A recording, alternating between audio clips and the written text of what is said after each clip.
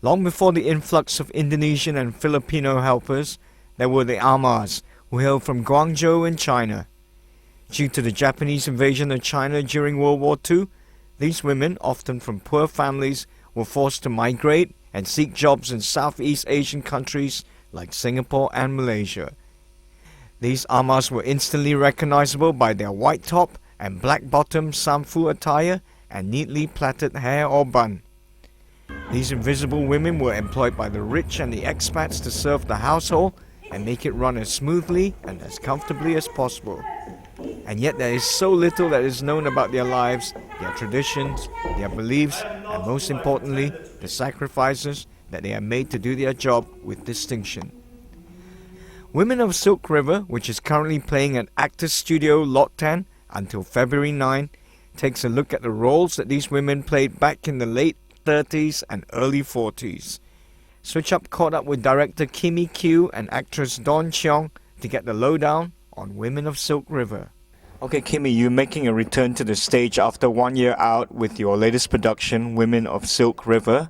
Can you tell me a bit about the project and what is it that attracted you to it? Cool. Okay, this is the beginning idea is from Dawn, one of the actors at the third Amahs. A year ago, I first know her, and she mentioned this very curious about those women who are not married in their whole life. And I always love about a bit related with women issue, and made me very curious and feel interesting. Okay. And then we start research for doing it. Yeah. Okay. Well, tell me a bit about the production. I see that it's quite like a stripped-down, minimalist kind of setup and quite a lot of atmosphere. Can you tell me a bit about the production, what we can expect? Right, yeah, because usually stage for me, I must let audience to have full of imaginary.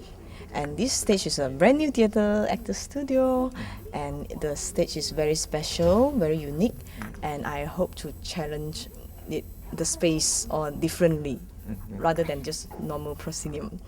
For Dawn, who worked alongside Kimmy in devising the script, bringing Women of Silk River to life on stage has been a labour of love.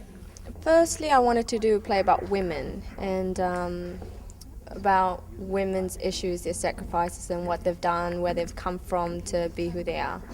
And I thought about domestic servants, and that's how I came upon the Amahs. I found them quite interesting because they've got, a whole culture behind them. So I thought Kimmy and I would be a great pair to research more into that. So what has it been like working with Kimmy? It's been a bit of a collaborative process, I understand. So has it been fun? Like all collaborative processes, you'll always have your ups and downs, but it's absolutely fulfilling, I think that Kimmy and I work very well together because she's very much into doing and I'm very much into, taking my time and, so we work really well together because we're so different in how we approach the work. So this is a mixture between two different ways of working coming into one. So hopefully it will speak for itself. With its stirring portrayal of the life of the Amah, those brave, rebellious and independent women who were brought to our country to work and who have played a large part in our society, Women of Silk River looks to be one for history lovers and theatre goers alike to explore this weekend. This is Zach Yusof, The Star Malaysia.